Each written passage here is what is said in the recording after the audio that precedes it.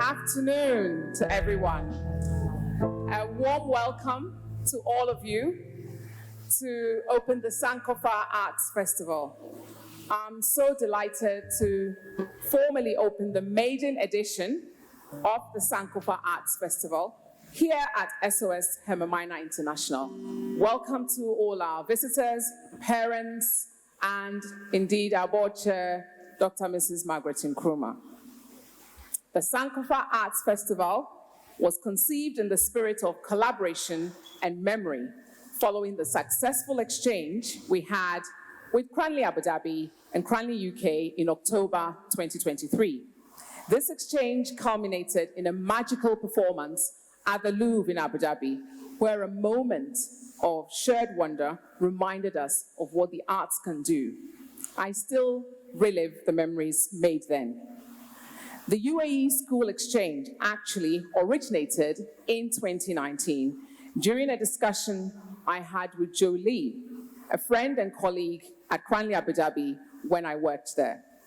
We discussed the possibility of making the study of the arts more accessible and attractive to all students, regardless of their career ambitions, by using arts festivals and exchanges to bring that home. We continued the conversation after I left, and that led to the UAE exchange in Abu Dhabi in 2023. Joe and I taught compulsory subjects that students took up to year 9. So we had full classes until then, but the uptake into the higher years was lower. Joe taught drama and theatre studies, and I taught computer science. We often shared at sixth form open evenings the benefits of studying our subjects and why they were considered facilitating rather than limiting in the eyes of some, pursuing medicine, law, engineering, etc. Joe will speak more about that later. It is such a pleasure to bring the Arts Festival to SOS-HGIC, harnessing the creative power of our young people under the guidance of our staff and facilitated by Joe Lee to create something special and unique today in this place. Welcome all of you, and thanks Joe for coming over to do this in your mid-semester break. We're honored to welcome Achimota School, Ghana. Are you here?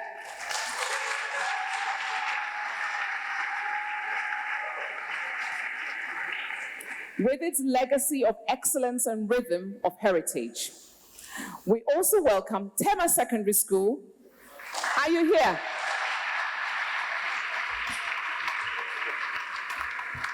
They are bold and brimming with youthful energy. Joining us, our International Community School, Ghana.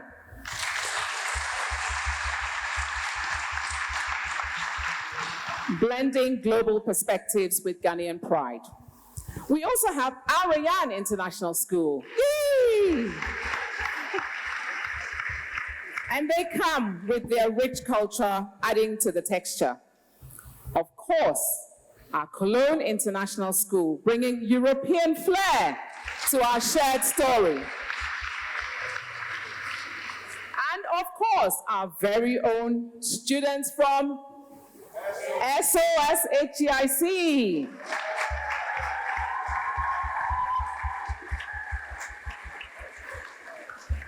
And at SOS, unity in diversity is not just a slogan, it's a lived experience. And I've mentioned Joe already. Today, we'll share our journey of rediscovery, reimagination, and our journey of Sankofa with you. Sankofa is a proud Akan wisdom from Ghana that tells us it is not wrong to go back for that which you've forgotten. In essence, we look back so that we can move forward. Grounded in the past, yet reaching boldly towards the future. And this also ties with our ethos here at SOS-Hermann International, where we talk about our students having a belief and pride in themselves as Africans. So over the last 4 days, our young artists have immersed themselves in interactive workshops, collaborative rehearsals, and paid a moving visit to Nkyinkyim Museum. And Mary who hosted us beautifully at Nkyinkyim, is here, and welcome, Mary.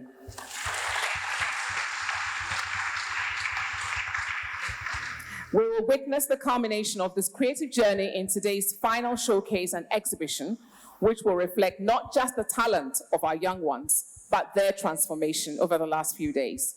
In this project, our students have led the process with their ideas, their energy, and their passion, guided, of course, by the staff. On Saturday, many of them were strangers when we first started. Today, they present this festival as a united force for good and for the arts. As we open this inaugural Sankofa Arts Festival, let us celebrate this collaboration for our benefit and the magic that happens when young people dare to imagine together. Our guest speaker is a Ghanaian creative, described as an artpreneur. He's an illustrator and writer known for contemporary art that sparks conversations on various social and political topics. His work is displayed in art stores and galleries, often touching on themes of race, society, culture, and religion. In addition to his creative work, he's also a designer and has held positions in branding and marketing. Our guest speaker found fish and plankton books to create stories with characters and cultural contexts that resonate with African children. His work includes the children's book series, The Lucky Lemons. He's a proponent of sustainable and local content. We at SOS-HGIC were lucky to have him working at the college for a short spell within the visual arts department, and he positively influenced our students during that time. It's a pleasure to welcome Dela Avemaga back to the college.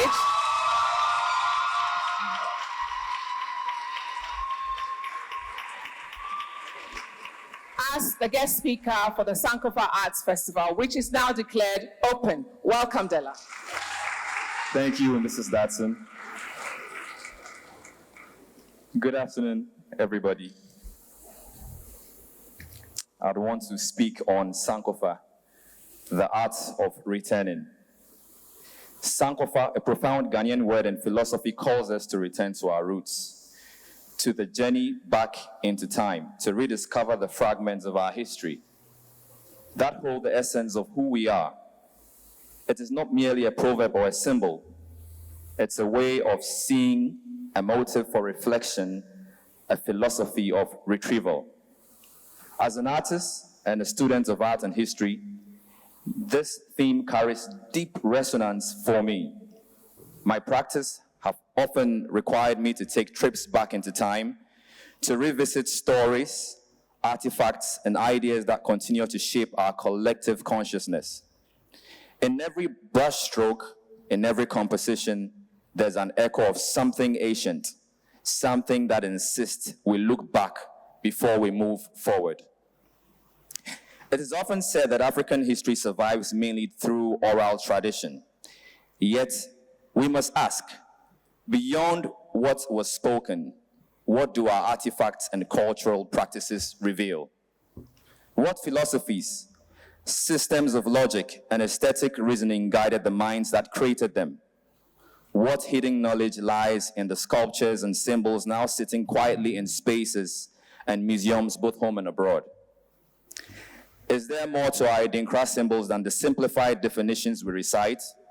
Could they not function with as much philosophical weight as the Mandarin scripts of the East, each sign carrying a world of layered thought and meaning? And what about our folklore songs?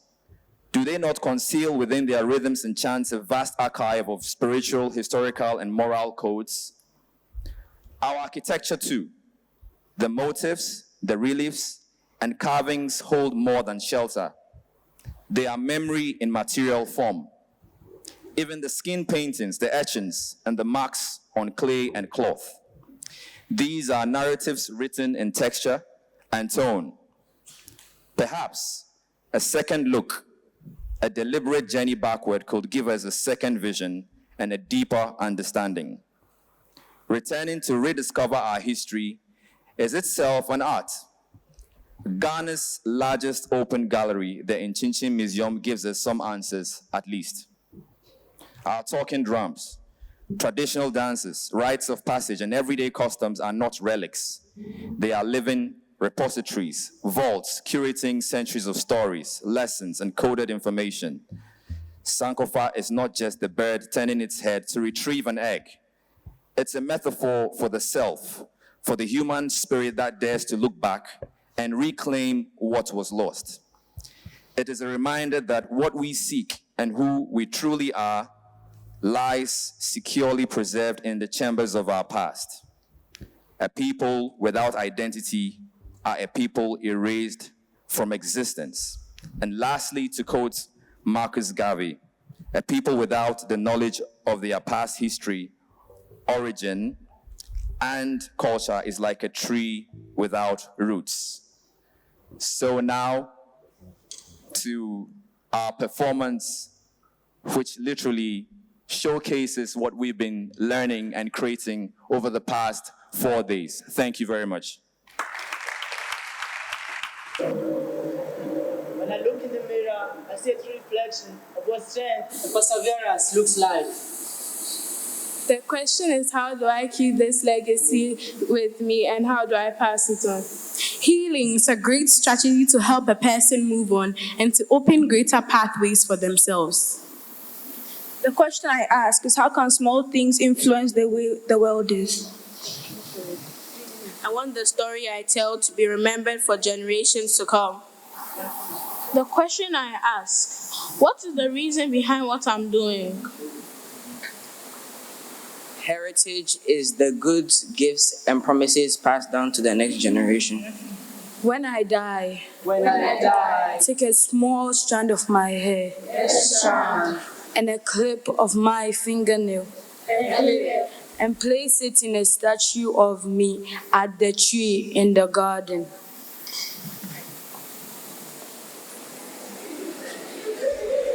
Our ancestors take a strand of hair and a nail clip and place it in the statue at the bottom of a tree. There they remain waiting for us to join them. What story might they tell? What might their voices say?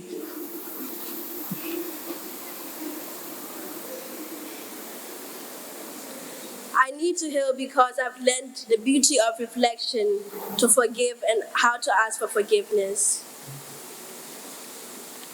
We need to know our roots before we know where we are heading towards. The question I ask is, are we ready to take a step back to be even better than we already are? When I think of Sankofa, I think of our own heritage, our roots, our culture, and everything that connects us. Sankofa. Sankofa. Sankofa. Sankofa.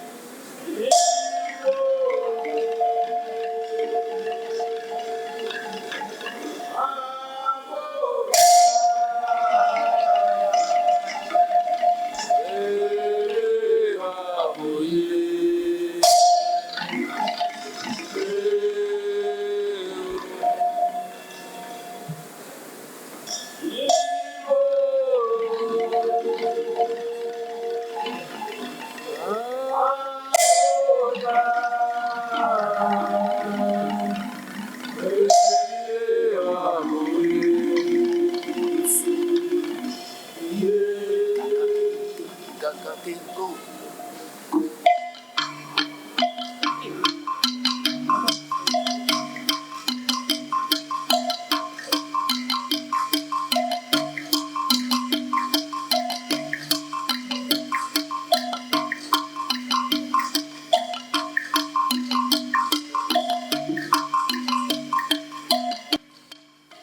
At the Nkyinkyim Museum, 3 statues stand at the entrance. The first is the Sudano Sahili. The last statue is called Lukasa, and it represents and checks balance. The middle statue is an obelisk. It represents Nkyinkyim, which means twist and turn. This reminds us to relax when we face challenges. One of the images on the obelisk is a crab. Thank you.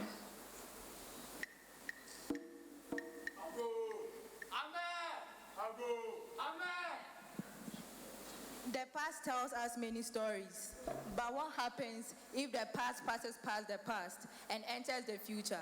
Do we present a present or a past past? The past tells us many stories. And I don't see him here again. Your wish is my command. Crab, you're banned from this village, says the king. He doesn't want to see you anywhere around this village. So leave, my friend, leave.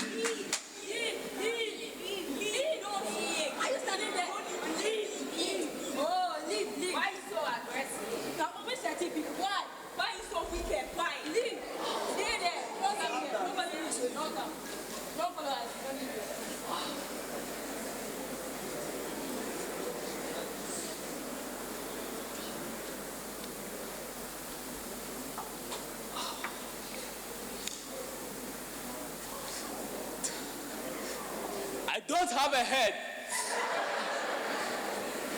but I'm the crab. I agree I'm aggressive, wicked, and rude,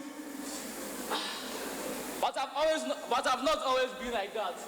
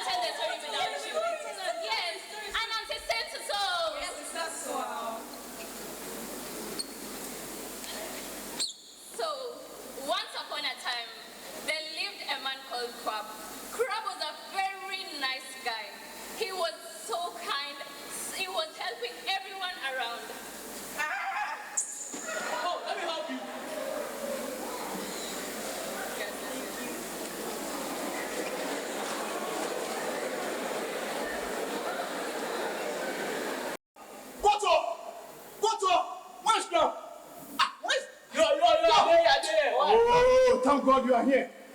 Koto, I need help. Why? What's the problem? I need your head. You need my head? Yes, I need your head. You need my head? You know, Koto, I've met this lady that I think I like. Koto, you know you are very handsome. Hey. You will never get rejected. Koto, I need your head. Will you bring it back? Well, I'll bring it back. And as you know, I have trust issues. Will you bring it back? No, Koto, I'll bring it back. Okay, let's go. Oh.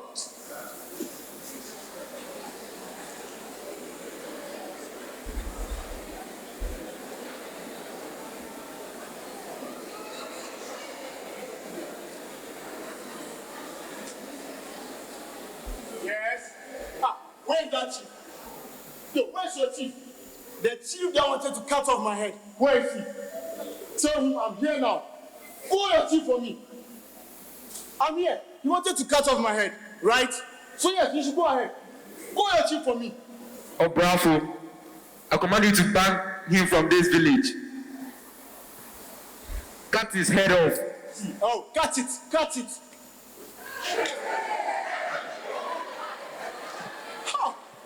I've cut his head off.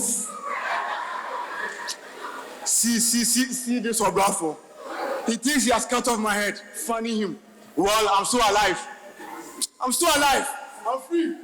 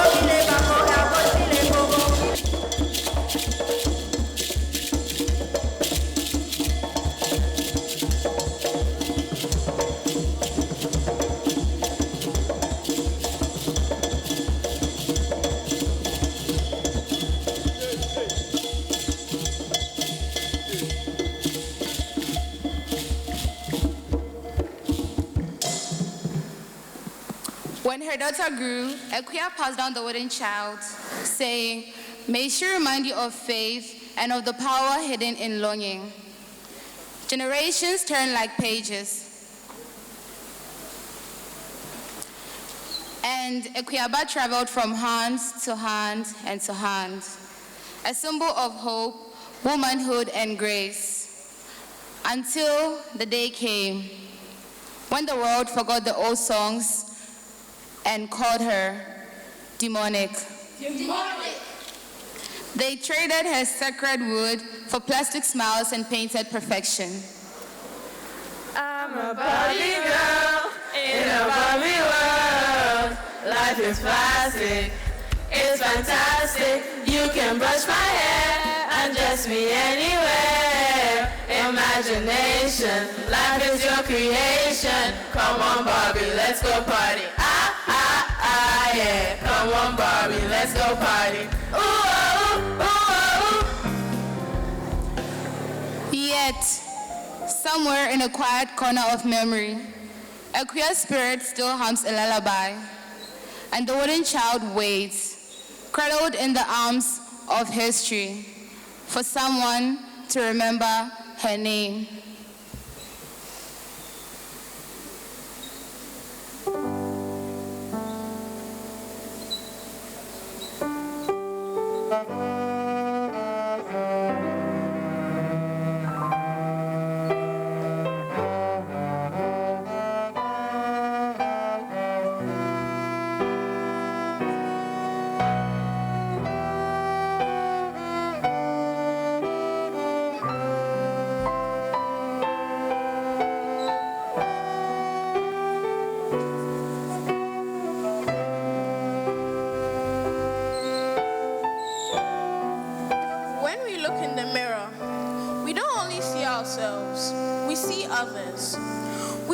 Those who are with us, those who have gone before us.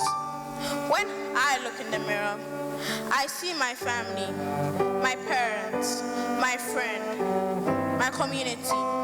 Who do you see?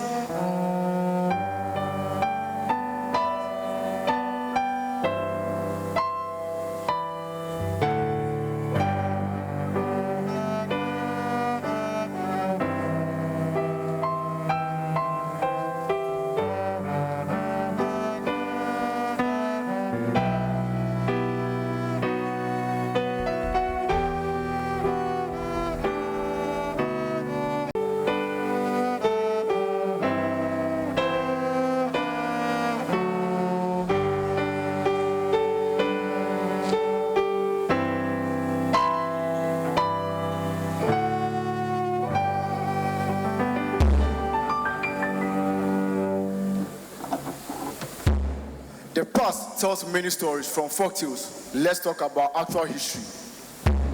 What crime at all did we commit? To be shipped from the motherland in the ship of doom.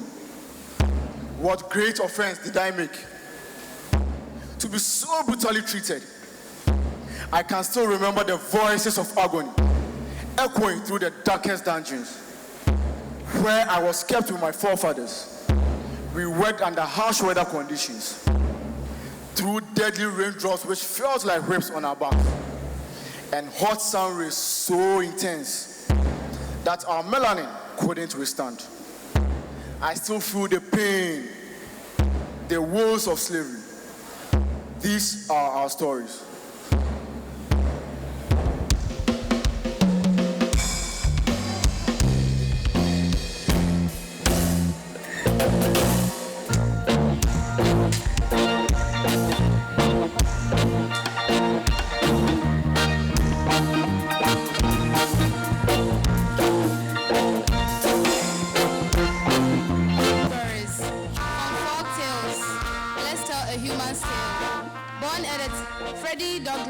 Is his name.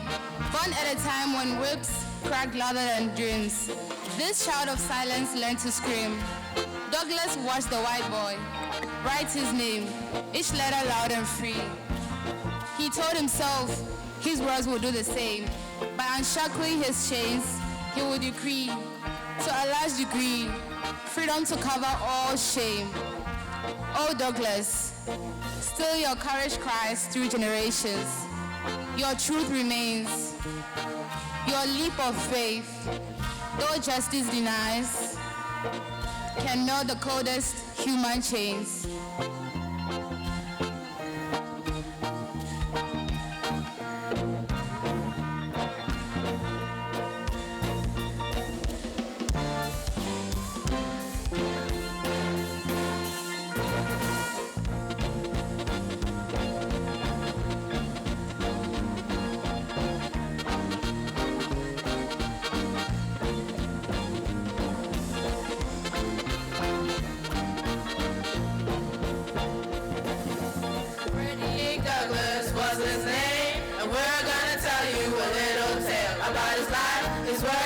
Ups and downs, when he was a slave and when he got out. Freddie Douglass was his name. Born into slavery and taken away from his family at a very early age. Inherited by Sophie after her dad died. She taught him how to read and then how to write. Freddie Douglass was his name.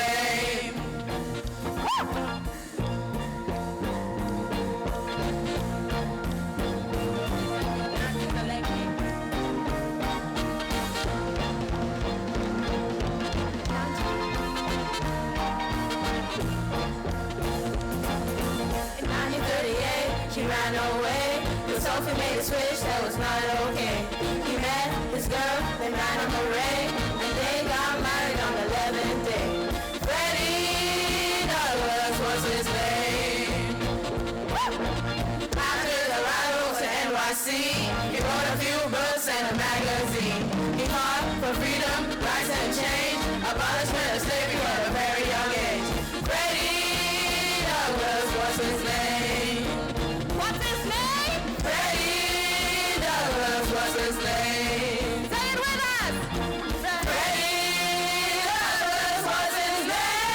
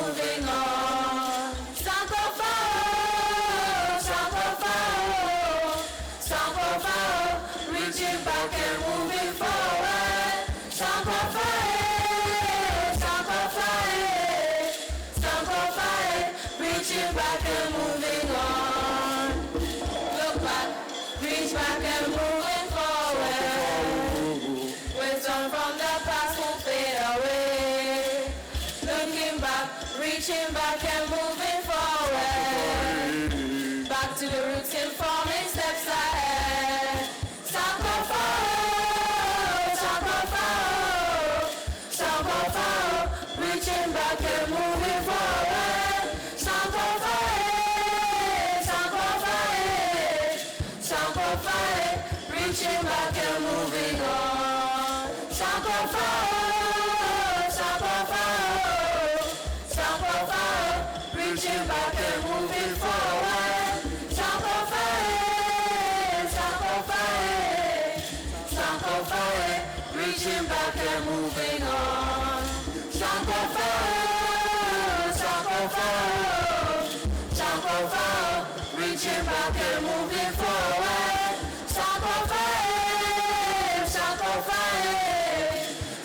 forward, reaching back and moving on.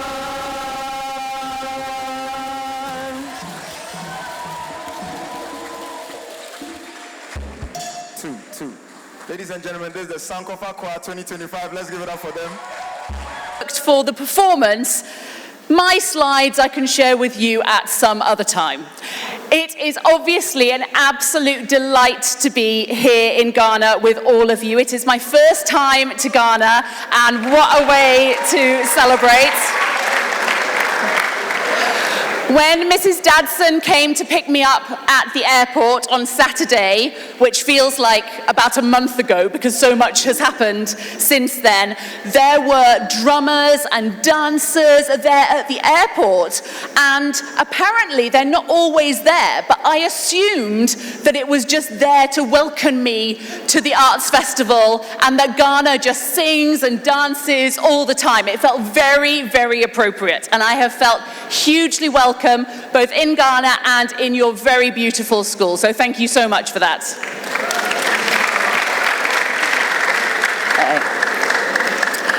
I want to obviously start by saying a huge congratulations both to every young person who has taken part, regardless of whether it was drama, dance, music, art, media. Every single person has been able to get a huge amount out of the last few days. They have put a huge amount of work in, and I'm so very, very proud of what they've achieved. Can we give them another round of applause? And can we also give a huge congratulations to all of the staff, both the creative staff, the support staff, everybody who has been able to make this happen, putting up set design just at a moment's notice, and all of a sudden t-shirts arrived and material arrived and lunch was served, and it was all beautifully, beautifully curated, and that doesn't come out of nowhere. So a huge thanks as well to Adjo and her entire team. Thank you so much.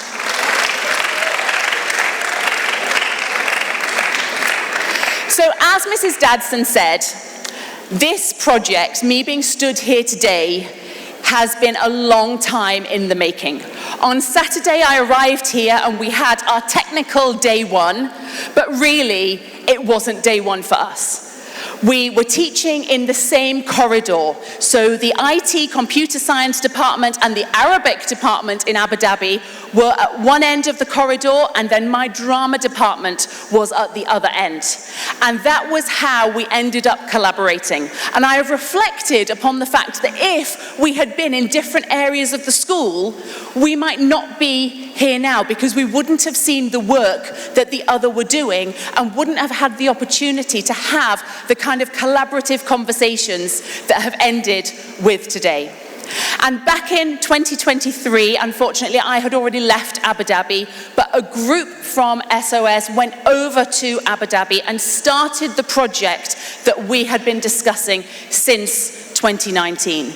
And then, of course, here we are as well today. So it has been a long time. We have had to be resilient. We have had to be patient, even when we knew that this was going to happen.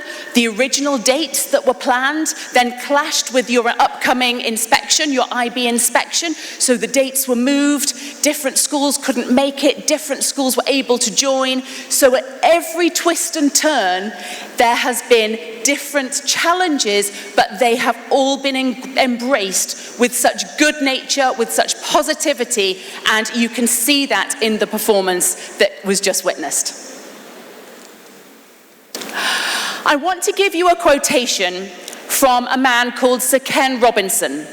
If you are not familiar with Ken Robinson's TED Talk, it was one of the very original TED Talks, and for a long time had the most views of any TED Talk in the world.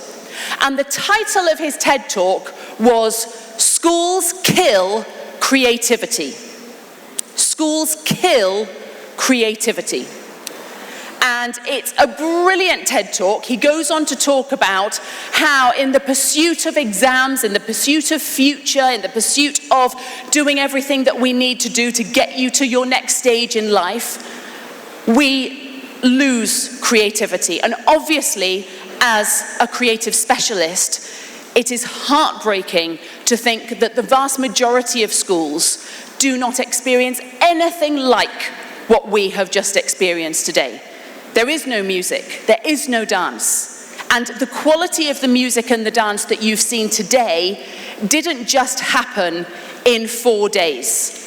It has happened because there is a rich tradition within this school, within the wider community, within Ghana, and that is why we were able to take these beautiful, talented young people and turn it into something really positive. If we'd been starting from scratch, encouraging people to sing, encouraging people to dance, we wouldn't have been able to get where we got today. So you are already building on such a strong foundation just by being here within this community. Sir Ken Robinson said, education should enable young people to engage with the world within them as well as the world around them. And this is one of my favorite quotes from him because it's so true. Education isn't something that should happen to you. It should be something within you where you are able to consider your place within your world. And starting off our creative practice at the amazing museum that we were invited to was truly, truly humbling. Because at that museum, there was an invitation for all of us to reflect upon who we are, what our heritage is, where we come from, and what might then happen to us next after reflecting on what has been before. And I am half English, but I am also half Chinese Malaysian. And I found out this week that Malaysia and Ghana gained independence in the same year. And I also realized that actually Ghana is very similar climate-wise to Malaysia. Malaysia sits just north of the equator. Singapore sits on the equator, and Malaysia is just north of that. And I now understand, now that my geography has improved from coming here, that Ghana is as well just north of it. So when we were driving to the museum, and I'm going, oh, there's a mango tree. And Mrs. Dadson's like, oh yes, oh no, we have mango trees. And it was lovely to be able to really connect and to think about the connections between two very different cultures, but where there is great similarity.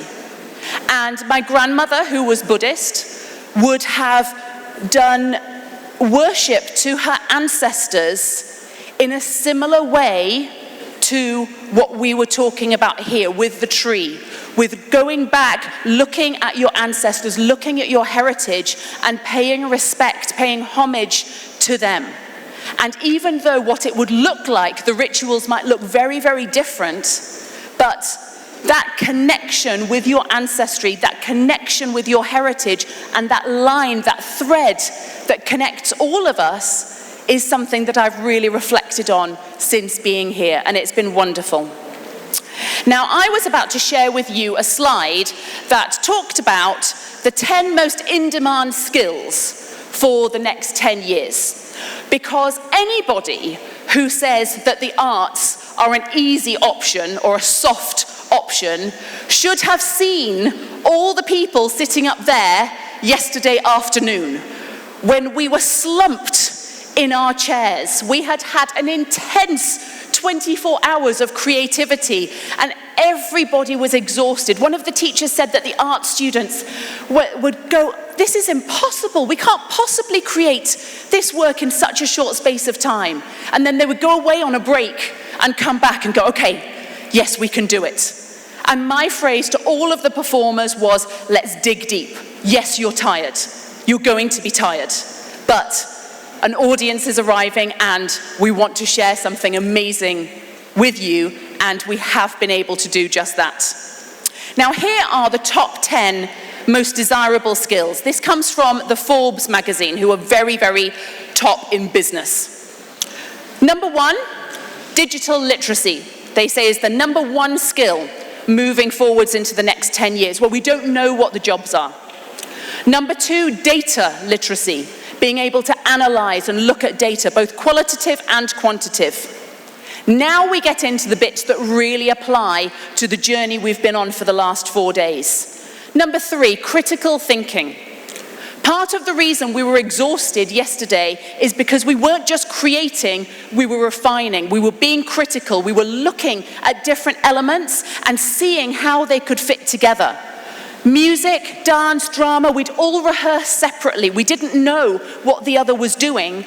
And so when we came together, we then had to look very critically at what had been created in order to structure it into the performance that you saw today. Emotional intelligence is Forbes' number 4 main top 10 skill.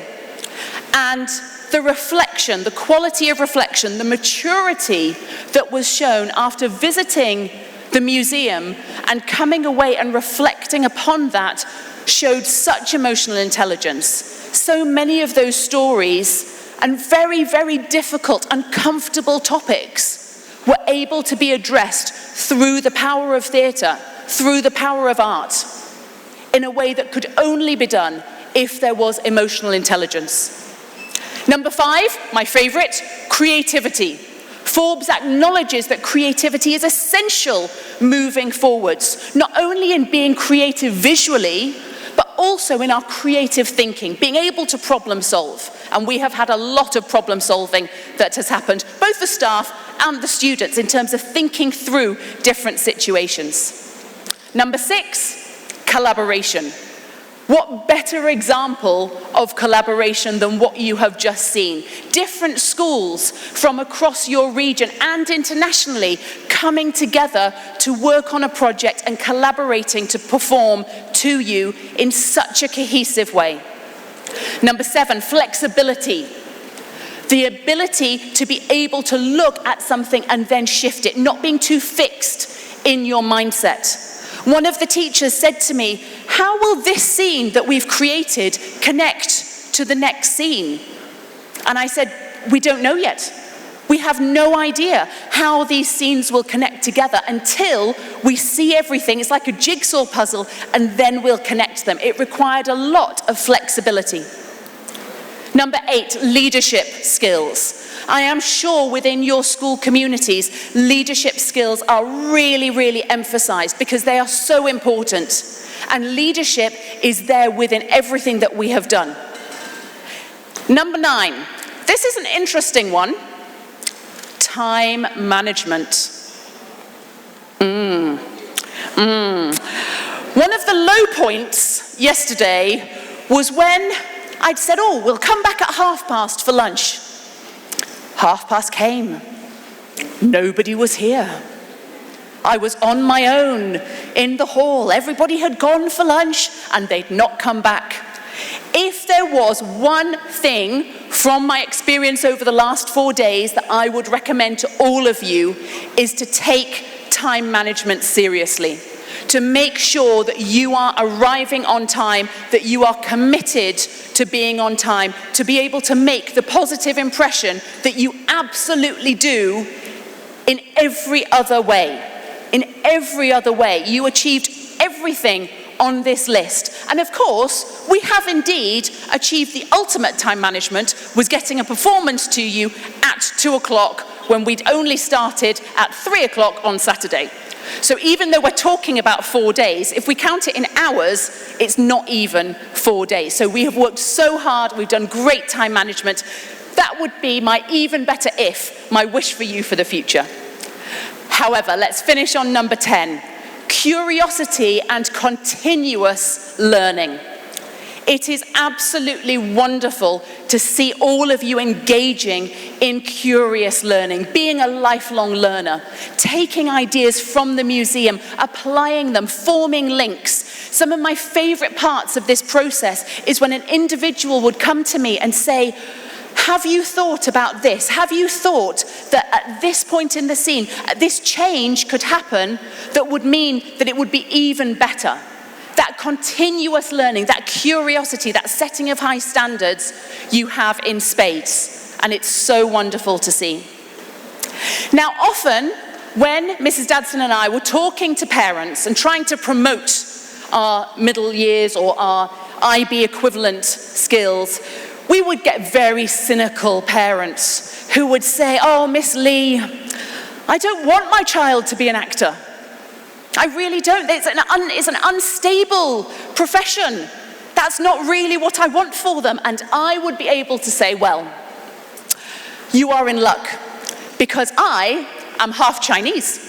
And in my family, everybody, apart from me, is a doctor, a lawyer, an accountant, an architect, which was a little bit out there, but that cousin did marry very well, so she kind of was forgiven. But everybody was not doing drama. It was a real novelty. And I even had an uncle who, when I said I was going to do drama at university, his line to me was, are you trying to hurt your father? And luckily, I was in a position to go, my father understands what I want to do, which was just amazing. Now, my father was a barrister, and he was very keen, and he asked me to consider going into law. He talked about being in front of a judge and people coming to him and presenting in front of the judge and losing confidence under pressure. Just as this group of young people were under pressure to perform for you today, under pressure, people do go to pieces. And he said, think about it. Just think about if that is something you might want to do. And a big part of me really thought about it because I wanted to please him. I loved him very dearly. I very much respected the career and the choice that he'd done. He loved the law. He really believed in the law and what that could do and how it could move Malaysia forwards. And part of me really wanted to. But at the end of the day, I had to follow my own passion and interest. Now, I have a beautiful slide here that I will share with you another time, where there are 3 SOS alumni who are, one of them is a successful musician, one of them is an actor, one of them is a novelist. And I was going to show them to you and to say, look, it is possible. It's part of the story, however, it is not the whole story. And when I came across a cynical parent, I would talk about Shafiq. Shafiq was a student of mine who absolutely loved drama. He was in every show, he really enjoyed drama, and it came to the equivalent of choosing his middle years options, and drama was 100% what he was going to do. And everybody was really excited about it and really happy. And then came the moment when he was due to pick his equivalent of his IB subjects. And his father came to me and he said, oh, Miss Lee, you know we appreciate what you do. You know that we support the arts. But let's get real. This is 6th form. This is preparing for university. It's time to get serious. And so I gave him my speech about all my relatives and my doctors and lawyers and all of those side of things. And he thought about it. And I was like, look, you have such a talented son. He can do this. He can do this and all of his other subjects. And I messaged Shafiq this morning just to ask him to remind me of exactly which subjects he took. Because I remembered some of them, but I didn't remember all of them. And he wrote back to me and he said, my subjects at 6th form were maths, further maths, economics, chemistry, and drama. And so it was very, very unusual, but very successful for him to have that range of subjects. And of course, he loved it, absolutely loved it. And then, this is the clincher that I have told to parents around the world ever since. There was a scholarship offered in Malaysia, an economic scholarship, that was absolutely incredible. This scholarship paid for your flights to the UK, it paid for your university tuition, and it paid for your accommodation. This scholarship was like a golden ticket. And of course, hundreds of students applied. And every single one of those students had A's in maths, in further maths, in economics. All of them had that. They were all brilliant. You couldn't even apply for this scholarship unless you were absolutely outstanding in economics. But something had to set apart the person who was going to get that scholarship. Can anybody tell me what it might have been that set Shafiq apart from all of his peers who already had excellent marks in maths and in further maths and in chemistry and in economics? Can anyone want to shout out what it might have been? It was drama! It was drama that got him over the line. It was drama that got him the scholarship. Nobody else was as confident in the interviews. Nobody else could talk like he could. Nobody else was as articulate. They couldn't do it because they hadn't done drama. Now, I'm not saying that all of you have to do drama. I'm just saying that the arts do not limit you. They are not a limitation. They are not a sacrifice. They enhance. They empower. They invigorate everything that you do. And Shafiq then went on to university, and he gets to university and he's doing economics, and he's getting his scholarship and he's doing really well. But his passion for drama is still there. So what does he do? He sets up his own theatre company within the university. He takes a show, he creates a show, he directs a musical, and he takes it to the Edinburgh Fringe, which, if you don't know, the Edinburgh Fringe up in Scotland is a very, very famous arts festival. So he directs a show and he takes it up there, and he's keeping going with his creativity whilst he's still studying. Here are your SOS alumni who have taken those skills and are now having very successful careers in their various different fields, which is just wonderful, absolutely wonderful. And here is Shafiq. This is Shafiq doing his year 13, his final performance. The backdrop that you see behind him are saris that belong to his mother. She donated them as part of the set design, just as very similar to the beautiful material that we have as part of our costumes. All of it interweaving. And so I always talk about creative confidence. You do not have to be an actor. You do not have to be a musician or a full-time artist. In fact, the majority of actors, musicians, and full-time artists also do other things on the side, because it's that kind of world. But here is Shafiq, all grown up, on the cover of a magazine in Malaysia, having won an arts award for being a director, for taking stories from Malaysian culture and performing them to young people to help remind them of their culture. There's so much similarity to what we're doing. So, as we think about Sankofa, as we think about reaching back and moving forwards, think about how you already have this rich, really rich culture, this amazing heritage that you can then use to be able to move forward. We were quite creative from a relatively young age. That's him doing some carpentry over there. That's us attempting to play a duet. I'm very glad that that's a photo, not a video. And you can also see us just being silly and creative. However, we were very, very different. Very different, similar in some ways, but very different. And Johnny was far more scientific than me. I was dragged through my maths and science. I managed to get there, but it was quite the slog for everybody concerned, including my poor mother. However, Johnny was great at sciences, and so the questions then came around to him. What are you going to be? Doctor? Engineer? What will you be? What will you be? How will you take this science and be able to adapt it? And he did all the work experience. He went to hospitals, he went to different engineering firms, he really spent his time looking for different options, and it just wasn't quite right. And then our uncle said, maybe, can I just note, this isn't the same uncle who said that I was ruining my father's life. This was another relative. This uncle said, do you know what, Johnny?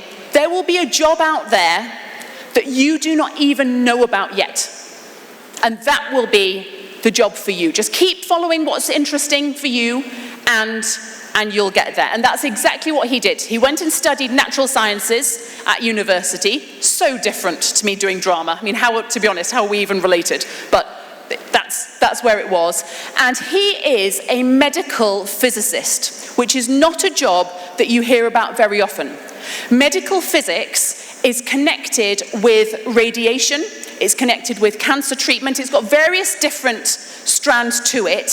He's not a radiographer, but he works with radiographers. He's not a doctor, but he works with doctors. He works in a hospital. And he was the youngest head of medical physics in the UK when he went for that role. Now, how was it? Play this game again. How was it that he, when there were other people who were just as knowledgeable as him, who had more experience than him, how did he manage to get that job, younger than anybody else at the time? How did he manage to get that job when other people were more experienced? Is the same answer as before if you're not sure. How did he get it?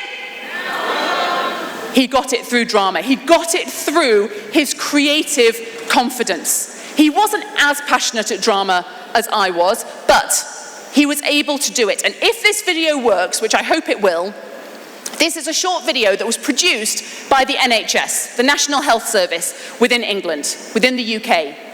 And he was, if you like, the poster boy of medical physics. This is him talking to you about medical physics at his hospital, talking to you about how he loves medical physics because it's taking science and it's taking academia and it's applying it in a way that actually helps people. He didn't just want to do science research, he wanted to do something that was engaging with people. If you ask my niece what her daddy does, she says he works with machines. And you can see the types of machines, the types of radiation that he's using in order to be able to do the work that he does. So my final message to you, and thank you so much for your patience, is have confidence in creativity. There's been a lot of talk about risk-taking, especially within the IB. Risk-taking is something that's really encouraged, and creative confidence and risk-taking go absolutely hand in hand.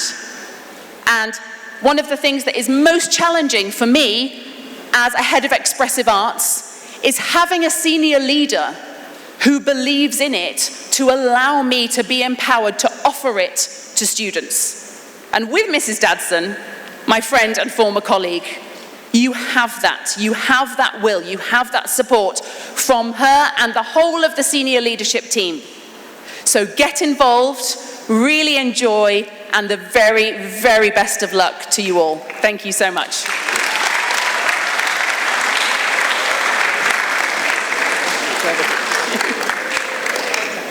Wow, that was amazing. I just want to share a few words of thanks.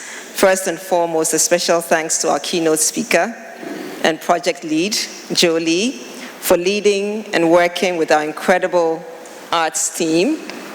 Mr. Nanayao Ankama Asamoah, can we give him a hand?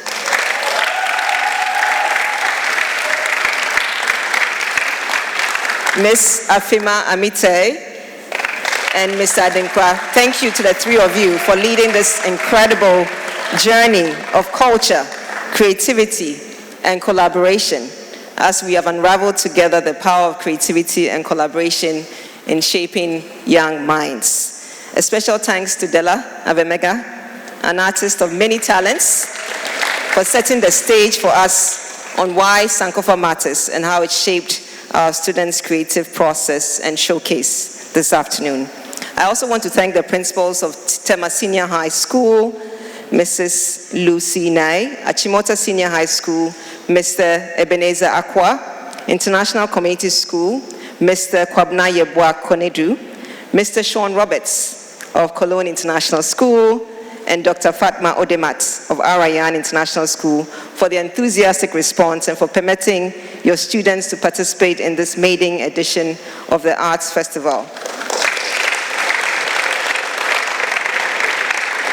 And a heartfelt thanks to our chaperones, facilitators, resource persons, and teachers from all the schools who walked this journey with us. Thank you. I also want to give a special mention to Dr. Mary Yeboah, co-director of Nkyinkyim Museum, who welcomed us wholeheartedly with open arms and has supported this project. Thank you for coming, Mary.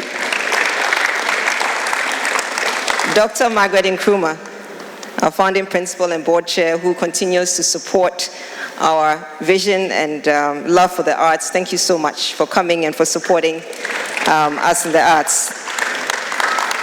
And for Mrs. Dutson, our principal, who supported us through this project and did not want to say no, even when we wanted to give up, and helped us to get through this project. Thank you as well for all your support and your belief in the arts for the school. To our audience, parents, guardians, staff, students, and cherished visitors, thank you for your enthusiasm and for your appreciation for the arts by being here with us. And finally, we can't say enough to the amazing students, incredible, dynamic students from SOS-Hermann Minor International College, Tema Senior High. Let's give them a round of applause. Al-Rayan, ICS, COLOGNE International School, and Achimota. Our dancers, musicians, media team, painters, dramatists, and performers. Your creative confidence has knocked us over, and we are amazed at what you've put together in 3.5 days, 4 days. It's been incredible. As we close, let us carry forward the spirit of creativity, friendship, and collaboration that this festival has ignited among our schools. Yedamwasi, Yeradon, Akpenamawo, Asante Sana. Thank you all for coming today. And I would like to invite all our student participants and our visitors to a canopy outside for a reception and for us to take pictures and capture this moment. Thank you all for coming, and see you next year, hopefully. Have a good afternoon. Thank you.